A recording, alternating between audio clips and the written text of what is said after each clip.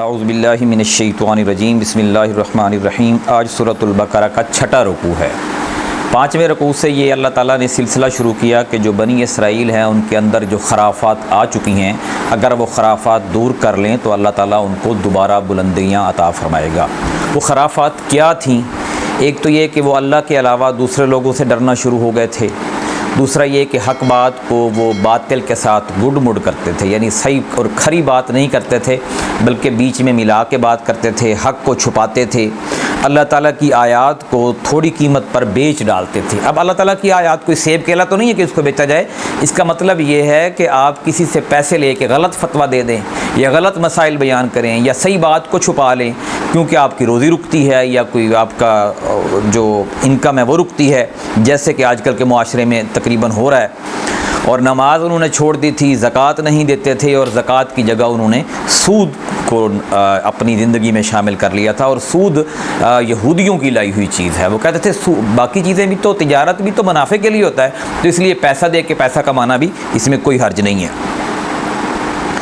اللہ تعالیٰ نے ان کو یہ کہا کہ تم دوسروں کو تو اچھائی کا حکم دیتے ہو، اگر تمہارے یعنی کہیں گفتگو کرتے ہو یا کتاب پڑھتے ہو، تورات پڑھتے ہو، تو دوسروں کو کہتے ہو کہ یہ اچھے کام کریں اور خود اچھا کام نہیں کرتے، تو یہ کیا طریقہ ہے؟ اور اگرچہ یہ ساری ان چیزوں کو دوبارہ سے اپنی زندگی میں لانا مشکل تھا، لیکن اللہ تعالیٰ نے فرمایا کہ اگر تم نماز پڑھتے رہو اور صبر کرتے رہو تو، اور تمہیں یہ یقین ہو کہ تم نے اپنے رب کے حضور پیش ہو کر اپنے اعمال کا جواب دینا ہے، تو یہ مشکل کام نہیں ہے۔ آج کی اس رکوع میں فرمایا کہ یا بنی اسرائیل اذکروا نعمتی التی انعمت علیکم وانی فضلتکم علی العالمین۔ اے بنی اسرائیل، یاد کرو میری اس نعمت کو جو میں نے تم پر کی اور میں نے تمہیں تمام دنیا پر، جہان والوں پر فضیلت عطا کی تھی۔ بنی اسرائیل واحد قوم ہے جس کی نسل میں بہت سارے پیغمبر آئے ہیں، ہزاروں انبیاء آئے ہیں مختلف ادوار میں، ایک ہی وقت میں کئی پیغمبر آئے ہیں۔ یعقوب علیہ السلام کی نسل سے بہت سارے پیغمبر آئے ہیں، بلکہ یعقوب علیہ السلام جو اسحاق علیہ السلام کے بیٹے ہیں، سارے پیغمبر انہی کی نسل سے آئے ہیں سوائے نبی کریم صلی اللہ علیہ وسلم کے، جو کہ اسماعیل علیہ السلام کی اولاد سے آئی ہیں۔ فرمایا کہ ڈرو واتقوا یوما لا تجزی نفس عن نفس، اور ڈرو اس دن سے جب کوئی نفس کسی نفس کے کچھ بھی کام نہ آئے گا۔ دنیا میں تو ہم ایک دوسرے کے کام آ جاتے ہیں کسی بھی وجہ سے، کوئی لالچ، کوئی طمع، کوئی ڈر، کوئی خوف یا محبت، کوئی رشتہ، کوئی نہ کوئی واسطہ پڑ جاتا ہے جب ہم ایک دوسرے کے کام آ جاتے ہیں، لیکن قیامت والے دن کوئی کسی کے کام نہیں آئے گا۔ ولا يقبل منها شفاعہ، اور کوئی سفارش بھی قبول نہیں ہوگی۔ دنیا میں ہم سفارشیں لگا لیتے ہیں نا، کسی بھی مصیبت میں پھنس جائیں، پریشانی میں، یا کوئی کام نکلوانا ہو تو ہم سفارش لگواتے ہیں۔ اللہ نے فرمایا کہ وہاں پہ کوئی سفارش کام نہیں آئے گی۔ ولا يؤخذ منها عدل ولا هم ينصرون، اور کوئی فدیہ بھی نہیں لیا جائے گا۔ یعنی یہ دنیا میں تو لوگ پیسے دے کے بھی کام کرا لیتے ہیں، رشوت دے دی، کام نکلوا لیا، لمبے چکروں سے بچ گیا، شارٹ کٹ طریقہ اختیار کر لیا، لیکن وہاں پہ سارے لوگ لائن میں کھڑے ہوں گے اور سب کے ساتھ برابر کا برتاؤ ہوگا، کوئی فدیہ نہیں لیا جائے گا۔ ولا هم ينصرون، اور نہ کسی کو کسی کی طرف سے کوئی مدد پہنچے گی۔ جیسے یہاں پہ کوئی شخص مصیبت میں، پریشانی میں ہو تو اس کے والدین اس کے لیے پہنچ جاتے ہیں، یا والدین ہوں تو بچے پہنچ جاتے ہیں، رشتہ دار پہنچ جاتے ہیں، دوست احباب پہنچ جاتے ہیں، ہمسائے پہنچ جاتے ہیں، لیکن وہاں پہ کوئی نہیں پہنچے گا۔ اب اللہ تعالیٰ نے یہاں پہ پھر اپنے انعامات جو بنی اسرائیل پر کیے ان کا تذکرہ شروع کیا کہ وَإِذْ نَجَّيْنَاكُم مِّنْ آلِ فِرْعَوْنَ، اس وقت کو یاد کرو جب ہم نے تمہیں آل فرعون سے نجات عطا فرمائی۔ موسیٰ علیہ السلام مصر میں پیدا ہوئے، اور مصر میں اس وقت فرعون اور اس کے حواریوں کی حکومت تھی۔ وہ اپنے آپ کو بادشاہ اور خدا کہتے تھے اور لوگوں کو اپنے زیر تسلط اپنے حکم کے مطابق چلاتے تھے، غلام بنایا ہوا تھا۔ تو اللہ تعالیٰ نے اس غلامی سے بنی اسرائیل کو نجات دی۔ وہ کیسے، کیا ظلم کرتے تھے؟ فرمایا کہ یسومونکم سوء العذاب، وہ دیتے تھے تمہیں برا عذاب، یذبحون ابناءکم، تمہارے بیٹوں کو وہ مار دیتے تھے، قتل کر دیتے تھے، ذبح کر دیتے تھے، ویستحیون نساءکم، اور تمہاری عورتوں کو زندہ رکھتے تھے، وفی ذالکم بلاء من ربکم عظیم، اور اس میں تمہارے رب کی طرف سے بڑی آزمائش تھی۔ جو روایات میں لکھا کہ یہ کہ جو فرعون تھا اس کو اس کے نجومیوں نے کہا کہ تمہاری سلطنت میں ایک بچہ پیدا ہوگا اور وہ تمہاری سلطنت کا خاتمہ کر دے گا۔ اس نے کہا میں بچہ کوئی پیدا ہی نہیں ہونے دوں گا، اور ہوگا تو میں اس کو مار دوں گا۔ اس لیے سارے نوجوانوں کو اس نے قتل کروانا شروع کر دیا اور عورتیں وہ رہنے دیتا تھا۔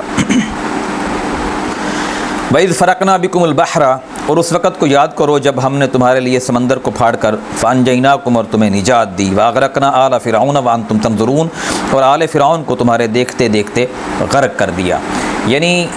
جو مصر میں جب موسیٰ علیہ السلام اپنی قوم کو لے کر نکلے تو فرعون اور اس کے لشکر اور اس کی فوجیں پیچھے سے چڑھیں، تو آگے سمندر تھا، پیچھے فرعون اور اس کا لشکر تھا، تو وہ بنی اسرائیل ڈر گئے، تو موسیٰ علیہ السلام سے کہا کہ آپ نے مروا دیا، میں آگے تو سمندر ہے، پیچھے اس کا لشکر، اب تو بچے گے نہیں۔ تو اللہ تعالیٰ کے حکم سے موسیٰ علیہ السلام نے اس سمندر کے اندر اپنا عصا مارا، ڈنڈا مارا، تو اس میں راستہ بن گیا، خشکی بن گئی، اور وہ جو قوم جو تھی وہ سمندر کراس کر کے جزیرہ نما سینا میں جا کے بیٹھ گئی۔ یعنی سمندر اس نے کراس کر لیا بحفاظت، بغیر کشتی، بغیر جہاز کے۔ اور جب اس خشک راستے کو دیکھا تو فرعون اور اس کا لشکر بھی پیچھے سے خشک راستے میں آ گیا۔ جب عین دریا میں سمندر کے درمیان میں پہنچا تو اللہ تعالیٰ نے دونوں سائڈوں سے خشک راستہ ختم کر دیا اور وہ سمندر میں غرق ہو گئے۔ وَإِذْ وَعَدْنَا مُوسَىٰ 40 لَيْلَةً ثُمَّ اتَّخَذْتُمُ الْعِجْلَ مِن بَعْدِهِ وَأَنْتُمْ ظَالِمُونَ، اور اس وقت کو یاد کرو جب ہم نے موسیٰ سے 40 راتوں کا وعدہ لیا، پھر تم نے ان کے پیچھے بچھڑے کو معبود بنا لیا اور تم ظالم تھے۔ یہ بڑے بڑے واقعات ہیں، وقفے سے ہوئے ہیں، لیکن اللہ تعالیٰ نے ان کی طرف اشارہ کیا ہے۔ تفصیل آگے مختلف جگہوں پہ قرآن میں آئے گی کہ جب وہ جزیرہ نما سینا میں چلے گئے تو 40 سال تک وہاں پر رہے، ان کو پر من و سلوہ اترتا رہا، نہ ان کو کمانے کی ضرورت ہوتی تھی، نہ کوئی پینے کے لیے پانی بھرنے کی ضرورت ہوتی تھی، پانی بھی وہیں سے نکل آیا، آسمان سے من و سلوہ بھی اترتا تھا۔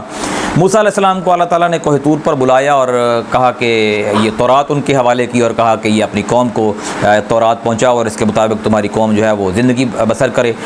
جب موسیٰ علیہ السلام کوہ طور پر آئے تو پیچھے سے وہی بنی اسرائیل جو مسلمان ہو گئے تھے اور جو موسیٰ علیہ السلام کے ساتھ آئے تھے، انہوں نے ایک بچڑا بنایا، یعنی کہ تاروں سے یا مختلف یہ جو سرکانے ہوتے ہیں اس سے اور زیورات سے، تو اس میں پھونک مارتے تھے، ہوا گزرتی تھی تو وہ ایسی آواز آتی تھی کہ جیسے بچڑا بولتا ہے، شکل وہی بنائی تھی۔ تو انہوں نے کہا تو خدا یہی ہے، اور اس کی پوجا شروع کر دی۔ تو اسی کا تذکرہ ہے کہ تم نے بچڑے کو معبود بنا لیا اور تم نے بڑا ظلم کیا، تو ثم عفونا عنکم من بعد ذلک لعلکم تشکرون، پھر اس کے بعد بھی ہم نے تمہیں معاف کر دیا تاکہ تم شکر کرو۔ اتنا بڑا ظلم کیا تم نے، اللہ تعالیٰ کی واضح نشانیاں دیکھیں، وہ واضح نشانیاں کیا تھیں آگے چل کر آئیں گی، اور اس کے باوجود تم نے موسیٰ علیہ السلام کے چند دن قوم میں نہ ہونے سے تم نے بچڑے کو معبود بنا ڈالا۔ وَإِذْ آتَيْنَا مُوسَى الْكِتَابَ وَالْفُرْقَانَ لَعَلَّكُمْ تَهْتَدُونَ، اور اس وقت کو یاد کرو جب ہم نے موسیٰ کو کتاب اور فرقان دی تاکہ تم راہ راست پر آ جاؤ۔ فرقان کہتے ہیں حق اور باطل میں فرق کرنے والی چیز، صحیح اور غلط کی پہچان کرنے والی چیز۔ وہ روشنی کو بھی ہم کہہ دیتے ہیں، جیسے اب روشنی ہے تو پتہ چل جاتا ہے کون کون بیٹھا ہوا ہے، کوئی چیز ہمارے لیے نقصان دہ تو نہیں ہے، فائدہ مند کیا چیز ہے، تو روشنی میں پتہ چل جاتا ہے۔ لیکن اگر اندھیرا ہو تو ہمیں پتہ نہیں چلتا کہ کیا چیز پڑی ہے، کیا ہمارے لیے فائدہ مند ہے، کیا نقصان دہ ہے۔ تو کتاب جو تورات اللہ تعالیٰ اس کو فرقان اس لیے کہا کہ وہ بتا دیتی ہے کہ آپ کے لیے دنیا اور آخرت میں فائدہ مند چیز کیا ہے اور نقصان دہ چیز کیا ہے۔ وَإِذْ قَالَ مُوسَىٰ لِقَوْمِهِ يَا قَوْمِ إِنَّكُمْ ظَلَمْتُمْ أَنفُسَكُمْ بِاتِّخَاذِكُمُ الْعِجْلَ فَتُوبُوا إِلَىٰ بَارِئِكُمْ فَاقْتُلُوا أَنفُسَكُمْ ذَٰلِكُمْ خَيْرٌ لَكُمْ عِندَ بَارِئِكُمْ فَتَابَ عَلَيْكُمْ إِنَّهُ هُوَ التَّوَّابُ الرَّحِيمُ۔ اور اس وقت کو یاد کرو جب موسیٰ نے اپنی قوم سے فرمایا کہ اے میری قوم، تم نے بچڑے کو معبود بنا کر اپنی جانوں پر ظلم کیا ہے، سو تم اپنے پیدا کرنے والے کے سامنے توبہ کرو اور اپنے آپ کو قتل کرو، یہی تمہارے پیدا کرنے والے کے نزدیک تمہارے حق میں زیادہ بہتر ہے۔ پھر وہ تم پر متوجہ ہوا، بے شک وہ توبہ قبول کرنے والا نہایت مہربان ہے۔ جو لوگ آگے آگے تھے بچڑے کو بنانے میں اور اس کو معبود بنانے میں، ان لوگوں کے قتل کا حکم دیا گیا، پھر ان میں سے ہی لوگوں نے ان کا قتل کیا، پھر اللہ تعالیٰ نے باقی لوگوں کی توبہ قبول کی۔ وَإِذْ قُلْتُمْ يَا مُوسَىٰ لَن نُّؤْمِنَ لَكَ حَتَّىٰ نَرَى اللَّهَ جَهْرَةً فَأَخَذَتْكُمُ الصَّاعِقَةُ وَأَنْتُمْ تَنظُرُونَ، اور جب تم نے کہا کہ اے موسیٰ ہم تو تم پر ہرگز ایمان نہ لائیں گے یہاں تک کہ اللہ کو اپنے سامنے دیکھ لیں، پھر تمہیں تمہارے دیکھتے ہی دیکھتے بجلی نے آ پکڑا۔ موسیٰ علیہ السلام جب تورات لے کر آئے تو قوم نے کہا کہ ہم کیسے مان لیں کہ یہ تورات جو تختی کے اوپر لکھی ہوئی ہے اللہ تعالیٰ نے دی ہے، ہو سکتا ہے تم نے خود لکھ لی ہو، تو ہم تو جس خدا سے تم بات کرتے ہو ہم بھی بات کرنا چاہتے ہیں۔ موسیٰ علیہ السلام نے اللہ تعالیٰ سے جو ہے وہ اس بات کی فرمائش کر ڈالی۔ اللہ نے کہا ٹھیک ہے، اپنی قوم کے 70 جو بڑے بڑے لوگ ہیں ان کو لے آؤ۔ جب وہ آئے تو ایک زوردار آواز آئی اور وہ سارے کے سارے مر گئے، تو اسی کا تذکرہ یہاں پہ ہے۔ ایک بجلی کی کڑک نے آ پکڑا، ثم بعثناکم من بعد موتکم لعلکم تشکرون۔ اب جب بجلی کی کڑک نے آ پکڑا وہ مر گیا تو موسیٰ علیہ السلام پریشان ہو گئے، یا اللہ یہ تو میں آپ کو دکھانے کے لیے آیا تھا، تو یہ تو بندے مر گئے، تو میں پیچھے کیا منہ جا کے دکھاؤں گا، تو اس سے بہتر تھا کہ تم مجھے پہلے ہی مار دیتا یا ان کو مار دیتا۔ تو یا اس کا تذکرہ کہ سورۃ الاعراف میں آئے گا۔ تو اللہ تعالیٰ نے ان کی دعا قبول کی اور ان کو دوبارہ زندہ کیا، یعنی پھر ہم نے تمہیں تمہارے مرنے کے بعد دوبارہ زندہ کر دیا تاکہ تم شکر کرو۔ وَظَلَّلْنَا عَلَيْكُمُ الْغَمَامَ وَأَنزَلْنَا عَلَيْكُمُ الْمَنَّ وَالسَّلْوَىٰ، اور ہم نے تم پر بادلوں کا سایہ کیا اور ہم نے تم پر من و سلوہ نازل کیا۔ جزیرہ نما سینا میں کوئی درخت نہیں تھا، ریگستان تھا، تو انہوں نے کہا یہ تو دھوپ ہی دھوپ ہے، نہ پانی ہے نہ کوئی زندگی کے آثار ہیں۔ تو موسیٰ علیہ السلام نے اللہ تعالیٰ سے دعا کی، ایک بادل آ گیا اوپر، اس نے چھاؤں کر دی، 40 سال تک اس نے چھاؤں کیے رکھی، اور ان کے وہ وہاں سے چٹان تھی ایک خشک، اللہ تعالیٰ نے کہا کہ اس کے اوپر آپ اپنا ڈنڈا مارو، ڈنڈا مارا تو 12 چشمے پھوٹ پڑے۔ اللہ نے فرمایا کہ یہ جو ہر ایک چشمہ جو ہے نا تمہارے پاس، جو کہ 12 قبیلے ہیں، ان کے 12 قبیلے تھے بنی اسرائیل کے، تو ہر ایک کو ایک ایک علیحدہ علیحدہ چشمہ دے دو۔ تو انہوں نے ہر ایک کو علیحدہ علیحدہ چشمہ دے دیا، کافی دیر تک یہ چلتے رہے۔ اور آج بھی جو لوگ سیر کو جاتے ہیں جزیرہ نما سینا میں، وہ 12 چشمے چل تو نہیں رہے لیکن ان کے نشانات موجود ہیں، وہ سوراخ موجود ہیں جہاں سے مختلف جگہوں پہ جہاں پہ وہ پانی نکلتا تھا۔ تو ایک ویڈیو ہے، مووی، جس کو عرض القرآن کہتے ہیں، کہ قرآن نے جن چیزوں کا تذکرہ کیا ہے وہ آج بھی دنیا میں موجود ہیں۔ اگر اللہ تعالیٰ انسان کو توفیق دے، پیسہ دے، اگر وہ چیزوں کا معائنہ کر لے تو اس کا ایمان تازہ ہو جاتا ہے کہ واقعی یہ خالق کی کائنات کی نشانیاں ہیں۔ فرمایا کہ ہم نے تم پر بادلوں کا سایہ کیا اور ہم نے تم پر من و سلوہ نازل کیا۔ کلوا من طیبات ما رزقناکم،